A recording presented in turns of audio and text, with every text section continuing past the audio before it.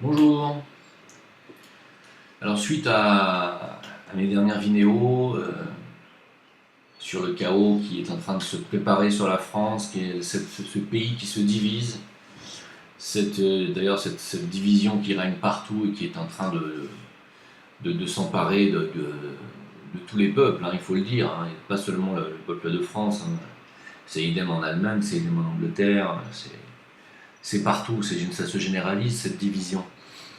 Je me disais que il serait quand même grand temps que nous, les alerteurs, les artistes, tous les gens de bonne volonté en fait finalement, et qui passons notre temps à dénoncer ce qui se passe, il serait bien aussi de proposer des choses positives, hein.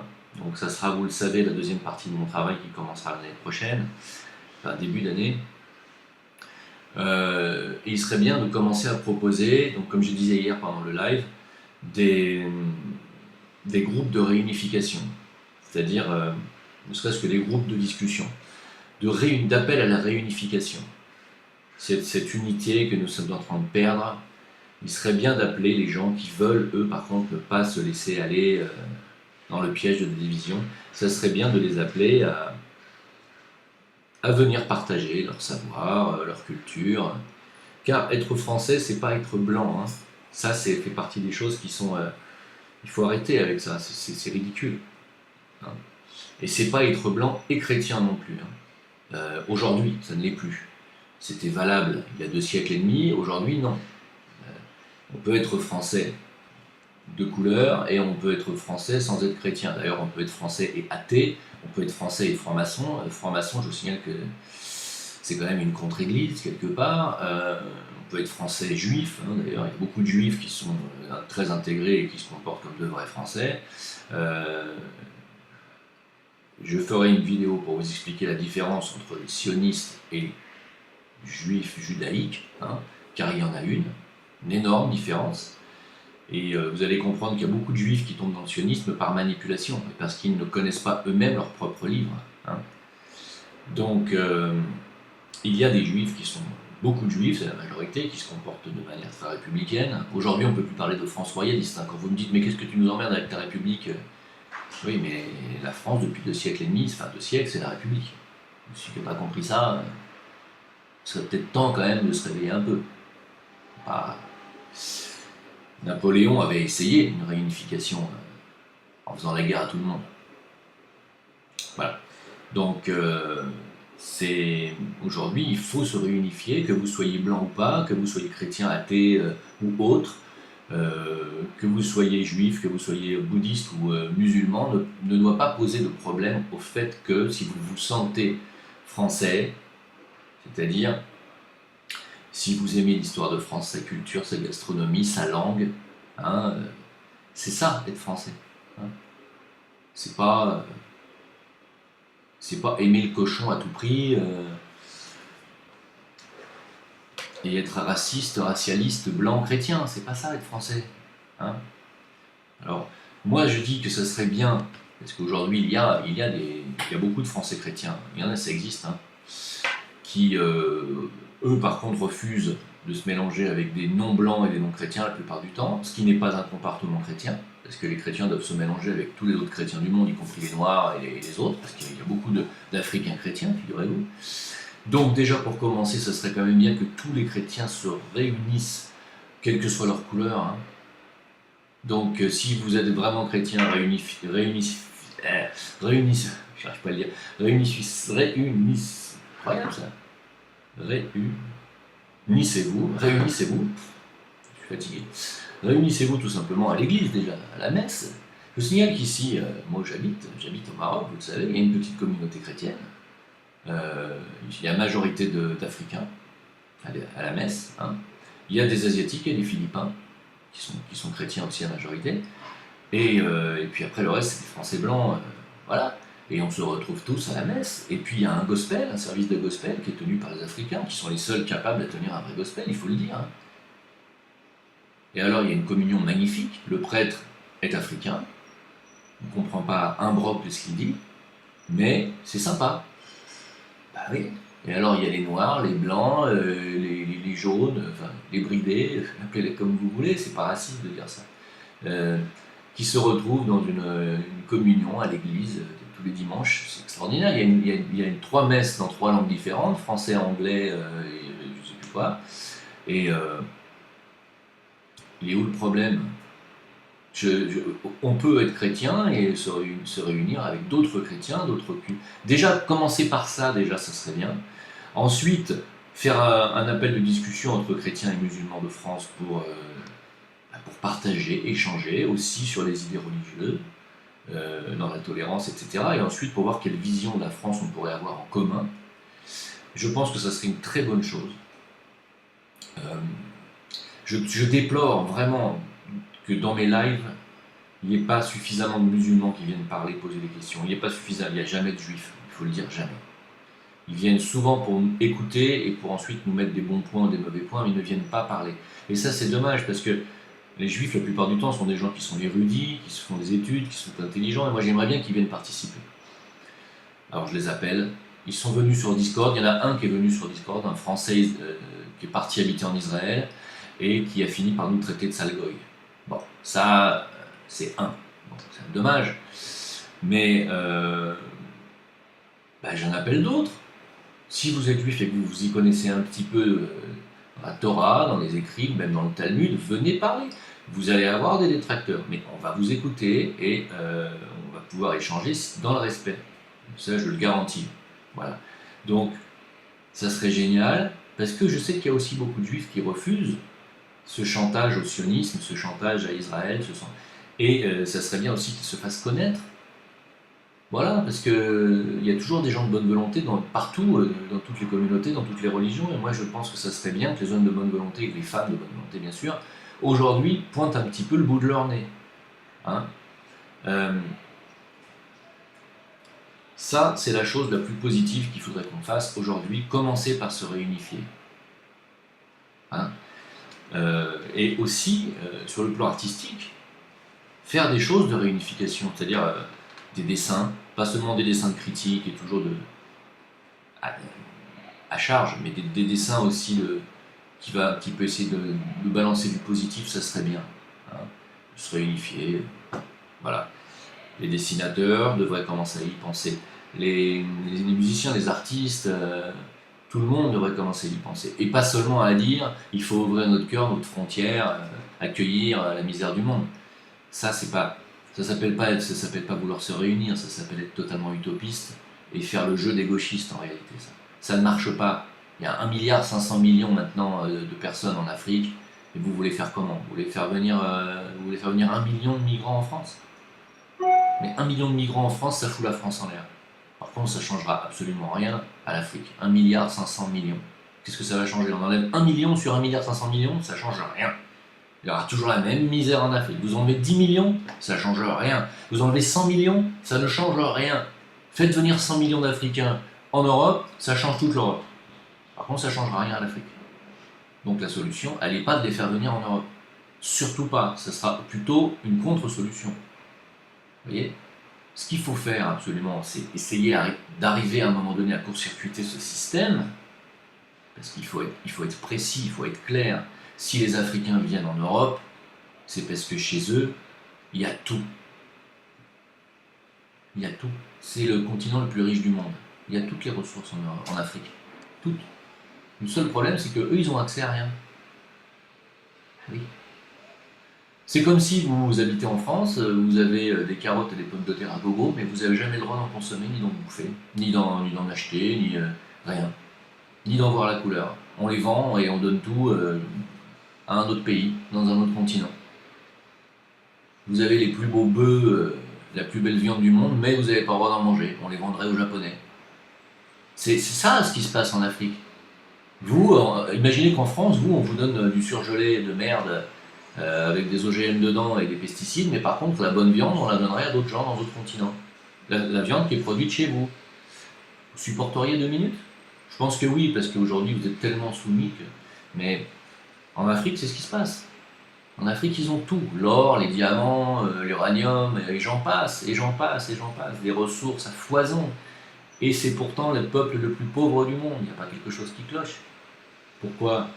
Qui va se gaver là-bas? Qui va se gaver en ressources? Qui va placer des présidents dans tous les pays africains qui sont des présidents corrompus, qui ne font que travailler pour l'Occident en réalité, en s'en foutant plein les fouilles au passage? C'est les Français qui font ça.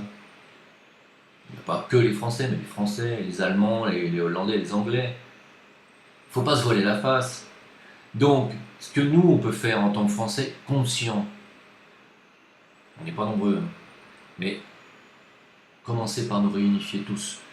Si on est tous conscients de ce que je viens de dire là, réunifions-nous, quelle que soit notre couleur, quelle que soit notre origine, quelle que soit notre religion. Commençons à en parler. Tous les Africains de France le savent, ce que je dis. Hein, tous les Africains d'origine africaine qui sont français aujourd'hui savent que ce que je viens de dire, c'est vrai. Commençons par en parler. Et il faut absolument que le peuple français aujourd'hui fasse bloc et corps contre ce système qui nous dirige. Et il faut qu'on leur envoie un signal clair, qu'on leur dise qu'il faut qu'on arrête la France-Afrique, le pillage de l'Afrique par l'Europe, hein, qu'il faut qu'on redistribue la majorité des richesses que l'on pille. Il faut qu'on les redistribue au peuple africain. Il faut qu'on leur envoie des éducateurs, qu'on leur apprenne à écrire, qu'on leur apprenne à lire, qu'on leur apprenne à compter, c'est-à-dire la base. Et que voilà, il faut qu'ils aient accès à l'éducation. Et ensuite, il faut qu'ils aient la capacité d'élire quelqu'un de leur propre peuple et non pas quelqu'un que nous plaçons. Il faut envoyer un signal, il faut mettre la pression sur nos dirigeants. C'est à cause de cette France-Afrique qu'aujourd'hui tout est déstabilisé. C'est à cause de ça, et uniquement de ça. Voilà, donc il faut prendre conscience de ça. Il ne suffit pas de dire « Ah mon Dieu, mais il y a des Africains qui arrivent en France, ils arrivent avec des machettes. » Oui, c'est ce que j'ai dénoncé, bien sûr que c'est vrai. Évidemment, moi j'ai voulu dénoncer ça pour que les gens prennent conscience que effectivement c'est le cas, et qu'effectivement ça va se généraliser, parce qu'il va y en avoir de plus en plus, c'est normal. Mais c'est juste une prise de conscience. Mais la deuxième prise de conscience derrière, c'est de comprendre pourquoi ils viennent en France, qui les fait venir d'abord. Bon, primo c'est Israël, avec l'appui des ONG, vous le savez, Soros, Rothschild et j'en passe. Donc ça aussi, il faudrait comprendre. Mais il n'y a pas que ça, c'est qu'il faut absolument faire pression sur nos gouvernements pour qu'on arrête de piller l'Afrique, qu'on arrête avec le franc CFA. C'est une honte. Hein, renseignez-vous 2 minutes si vous avez un peu d'empathie. Si vous êtes gauchiste, vous avez de l'empathie, vous devriez comprendre ça. Et c'est la première des choses que vous devriez dénoncer. Alors, je vais vous notamment parler de la deuxième partie de cette vidéo. Parce que les gauchistes, à un moment donné, au départ, le socialiste, c'était des gens qui étaient habités de bonne volonté. Ils voulaient faire une France plus humaniste, ils voulaient, etc., etc. Sauf que bon, ça marche pas, vous l'avez vu. SOS Racisme n'a mené qu'à plus de racisme. Touche pas mon pote n'a mené qu'à une impunité des racailles qui aujourd'hui est devenue à un tel degré que même si tu as 70 condamnations, tu es toujours relâché dans la nature. Le dernier policier qui s'est fait poignarder, qui est mort, a été tué par quelqu'un qui avait 47 récidives. Est-ce que c'est normal? Moi, j'aimerais que vous compreniez que ce sont les gouvernements qui font exprès de les relâcher. Pourquoi? Pour créer le chaos. Vous n'avez pas compris encore. Donc, il faut absolument virer ce gouvernement, il faut virer ce système, il faut le court-circuiter. Bon, alors d'abord, d'une part, les gauchistes, alors quand je dis gauchistes, c'est pas forcément tous les gens qui sont de gauche. Moi, j'aurais plutôt tendance à être de gauche, mon cœur est de gauche, je suis un humaniste. Même si je dénonce les racailles, je suis quand même un humaniste. Hein, j'aime les gens, j'aime les animaux, ça ne s'appelle pas spécialement être conservateur de droite, mais quand même je le suis aussi un peu, bon, hein, parce que j'aimerais que la France continue d'exister. C'est un peu conservateur aussi. Les gauchistes, eux, c'est autre chose, c'est une pensée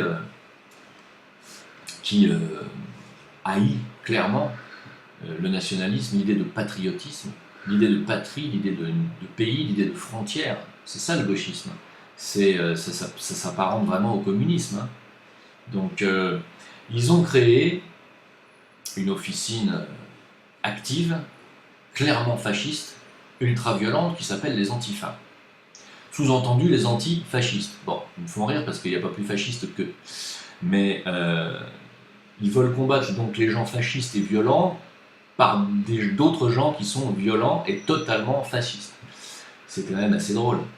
Mais moi, je pense que face aux antifas, il faudrait aujourd'hui inventer les anti-traîtres.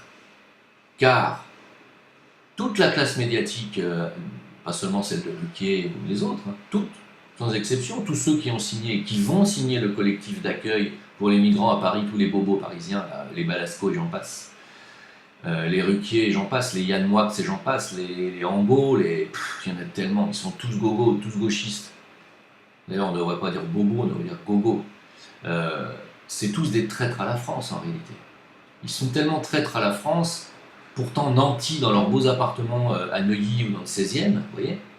Mais le jour où on va balancer des migrants dans Neuilly et dans le 16e, ils seront les premiers à gueuler parce qu'on va leur piquer, ils vont perdre tous leurs avantages à vivre dans le beau Paris, hein, la ville lumière. Eux, ils ne pourront plus y habiter quand ce sera le bordel complet. Hein. Et là, j'aimerais bien les entendre.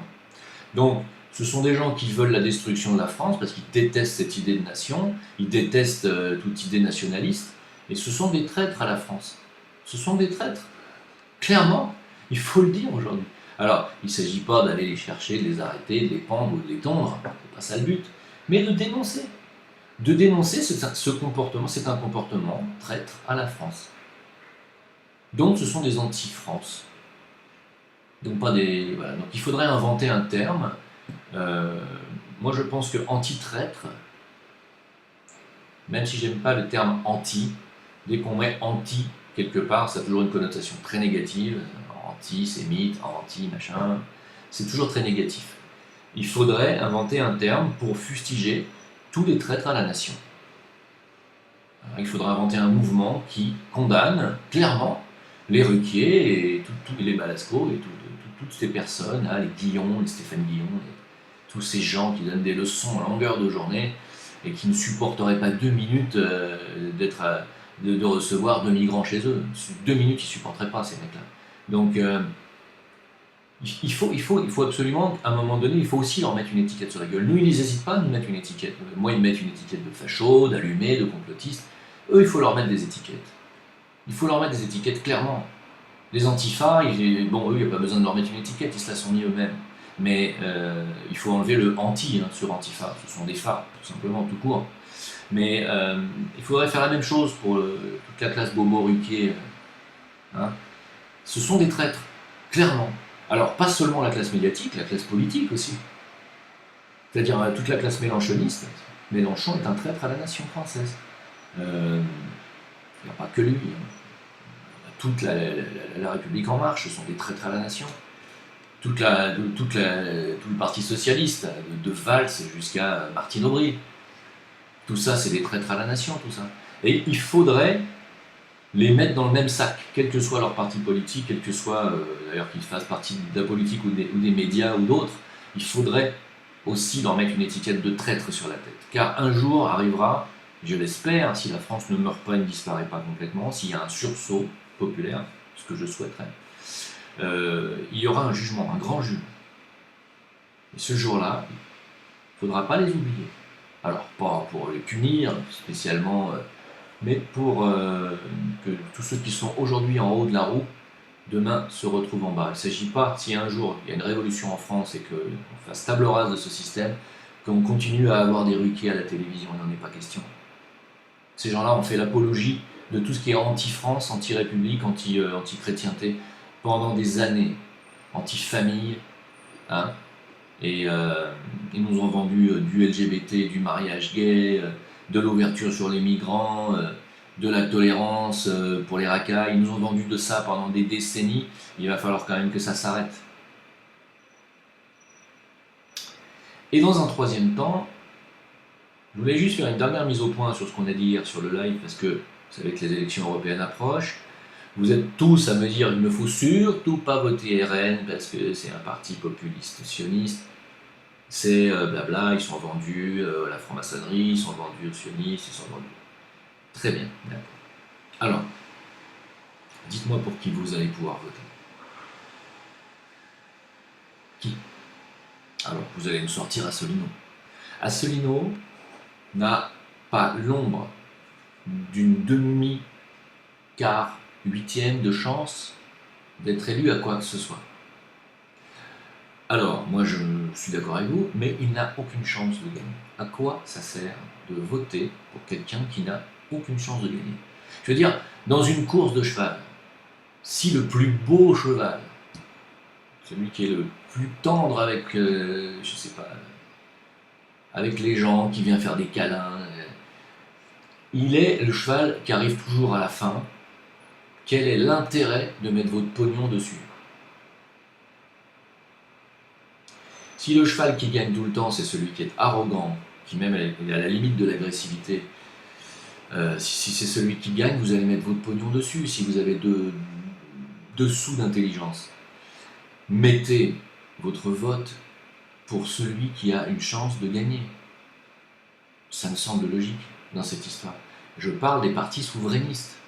Les partis souverainistes, que vous le vouliez ou non, c'est le RN, c'est Asselineau, je suis d'accord, mais il n'a aucune chance. C'est un cheval de queue, et non pas un cheval de tête. Et Dupont-Aignan, point final. C'est tout. Dupont-Aignan va faire 5%, Asselineau va faire 0,8%, et Marine Le Pen, qui n'existe plus, le RN, ils vont faire 28%. Alors, certes, vous allez me dire, c'est pas la panacée, mais c'est un parti souverainiste. Si en plus, dans ce parti, il y a quand même des anciens du FN, je vous rappelle, une fois qu'ils seraient en place en tant que cheval de tête, si en plus ils peuvent servir après de cheval de Troie, c'est-à-dire une fois qu'ils sont élus comme parti souverainiste, c'est plus pareil l'histoire. Les nationalistes du FN qui sont dedans peuvent commencer à sortir, ouvrir leur gueule et dire voilà, nous on veut plus de ça. Mais déjà, pour ça, il faut qu'ils soient en place. Vous comprenez? Et puis surtout, mettre en place un parti souverainiste comme le RN, même si ils ont pactisé autant que vous voulez avec le sionisme, avec le... On est d'accord là-dessus, c'est pas le sujet, là, je vais vous dire. C'est un sujet secondaire. Pourquoi? Parce que dans la tête des gens, pour l'instant, ils ne sont pas prêts à entendre ça encore. La tête des gens, pour eux, le sionisme, ils ne savent pas ce que c'est, voilà, la masse. C'est vrai, ils ne savent pas ce que ça veut dire. Pour eux, le RN est encore synonyme de fascisme, voilà. Un parti dans la tête des gens fascistes qui serait élu, c'est l'explosion totale du système politique français. Totale. Voire même peut-être européen. La France, qui élit un parti souverainiste, c'est l'explosion de l'Union européenne. Vous ne la voulez pas? Sous prétexte qu'ils ont pactisé un peu avec la franc-maçonnerie, un peu avec les sionistes. Mais on s'en bat les couilles. Mais on s'en bat les couilles. Qu'ils aillent devant faire le cheval de Troie en tant que parti souverainiste. Ils vont ouvrir des brèches. C'est une obligation. Même s'ils ne font pas ce qu'on attend, même s'ils ne voudront pas dans un premier temps nous faire sortir de l'Europe, cette Europe va s'écrouler. C'est une obligation. Ça va découler du vote souverainiste, vous comprenez? Parce qu'il y aura l'Italie, parce qu'il y aura l'Ukraine, et parce que ça va faire boule de neige derrière. Il y a d'autres pays qui vont faire pareil. Comprenez ça? Donc, après, il sera toujours temps de voir les limites de ce RN. Et là, on verra, les masques vont tomber. Mais il n'y a pas d'autre solution. J'ai retourné le problème dans tous les sens. Je vous jure qu'il n'y a absolument pas d'autre solution. Si vous n'avez pas compris qu'il faut d'abord primo voter pour le cheval de tête, deuxio pour un cheval de Troie, et pour un parti souverainiste, absolument, c'est une solution ultra urgente. Mais il y va de l'avenir de votre pays. Voilà. Donc les solutions, vous me les demandez, je viens de vous les donner. D'abord primo sur Discord mercredi prochain. Eh bien j'espère qu'il va y avoir des juifs, des musulmans, des africains qui vont venir parler, nous raconter tout ça, hein, et leur point de vue, et nous dire ce qu'ils en pensent, et ce qu'ils pensent de la situation actuelle en tant que juifs, en tant que musulmans. Alors j'espère qu'on aura des musulmans modérés, qu'on aura... S'il y a aussi des musulmans, des islamistes qui sont chez les frères musulmans ou autres, qui veulent venir parler, venez. On verra bien ce que vous avez à nous dire, même si je sais qu'on ne va pas y adhérer, mais venez quand même. J'invite, hein. J'ai bien invité. Si vous êtes antifa, venez parler. Ne soyez pas agressifs, c'est tout ce que je vous demande. Et si vous êtes autre, skinhead ou quoi que ce soit, on s'en fout, venez, dites votre point de vue, dans le respect, pas d'insultes. Les insultes, c'est le bannissement systématique, je vous le dis, hein. Que ce soit sur Discord ou que ce soit sur les lives ou que ce soit sur mes vidéos dans les commentaires, dès que vous me traitez de sous-merde ou machin, je ne lis même pas votre com, je vous bannis directement, sachez-le. Il faut apprendre à se parler avec respect. C'est très important. C'est pas parce qu'on n'est pas d'accord sur les idées, que vous n'êtes pas d'accord avec ce que je dis, qu'il faut vous permettre de faire comme si on avait été copains à l'école, hein, ou ennemis. Hein. On ne se connaît pas. D'accord? Donc la plupart de la base, déjà, c'est de, quand on ne connaît pas quelqu'un, de lui dire bonjour, de lui serrer la main, là c'est pas possible, mais de dire bonjour, de dire je ne suis pas d'accord avec vous monsieur, voilà, non, c'est plutôt si, ça, ça, ça. Moi je vois les choses comme ça, vous les voyez comme ça, comment est-ce qu'on pourrait s'entendre? Bon, si on ne peut pas s'entendre, bon bah tant pis, au revoir, chacun de son côté, on verra bien comment ça va évoluer. C'est comme ça doit se passer. C'est pas dis-moi du con, tu racontes que de la merde, c'est vraiment un fils de pute. Non, c'est ça. Les gens qui parlent comme ça sont des gens qui soit n'ont pas eu de parents, soit ont eu des parents qui les buvaient. Hein? C'est un schéma. D'accord? Donc essayez de vous comporter comme des gens civilisés et des gens bien éduqués. C'est déjà la base des choses. Voilà. Voilà pour cette invitation, encore une fois. Donc j'appelle une invitation cette fois à l'unité, non pas des alerteurs, hein, j'ai vu que ça ne marchait pas, mais je vais essayer une unité avec les gens de tous bords, et puis une réunification possible. Alors si les gens me disent ouais mais je suis seul dans ma ville, comment je peux faire, je me sens seul. Mais il y a 20 personnes de ta propre ville qui m'ont dit la même chose. Commencez déjà par vous réunir dans votre propre ville, faire des groupes de discussion, inviter des gens qui ne font pas partie de votre idéologie et de voir comment vous pourriez vous ouvrir sur leurs idées et comment vous pourriez les amener eux aussi à s'ouvrir sur les vôtres. C'est ça un travail d'ouverture. Hein. Souvent on me dit mais pourquoi tu te prends la tête à vouloir systématiquement parler avec des gens négatifs? Ah mais ça c'est hyper important. Parce que j'ai les mêmes réflexions de la part de ma thérapeute qui me dit ah mais moi ces gens-là je ne les veux pas dans mon cabinet. C'est extrêmement décevant de la part de ma thérapeute quand elle me dit ça. Parce que Jésus ne faisait pas de distinction quand il soignait les gens, il soignait tout le monde. Et la plupart du temps, il était suivi par des pauvres, des gens souffrants. Il avait derrière lui, Jésus, toute la misère du monde.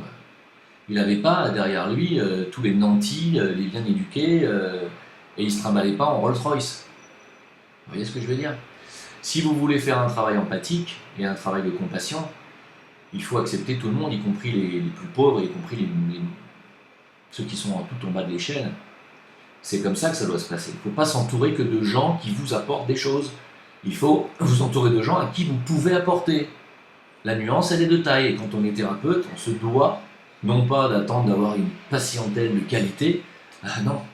Ah ben moi j'ai des super patients, dis donc, ils sont venus me voir dans mon cabinet, ils étaient géniaux. Ils étaient géniaux. Ils avaient rien de grave, c'était génial. Non, c'est pas comme ça que ça se passe. Vous êtes thérapeute, vous avez des gens qui souffrent et qui cherchent des réponses et qui attendent de vous des solutions. C'est surtout ça le truc. C'est pas à vous d'attendre de vos patients, c'est les patients qui attendent de vous. Hein? Le message est passé, j'espère. Voilà, donc je vous remercie de m'avoir écouté. Merci pour ceux qui me soutiennent. Un grand merci pour les tipeurs. Souvent, vous me demandez comment faire pour envoyer des dons. Il y a Tipeee, voilà. Donc, un grand merci à vous encore une fois. On se retrouve sur Discord, j'espère, mercredi soir. Et puis, j'espère que vous allez être nombreux à venir parce que c'est très important. Voilà. Il va falloir qu'on essaie de créer ces groupes de discussion et d'ouverture dans toutes les villes de France. C'est hyper important et si on y arrive, moi je viendrai. Voilà. Merci à vous. Jim Le d'ailleurs sur VK, sur Facebook. À bientôt. Ciao, bye bye.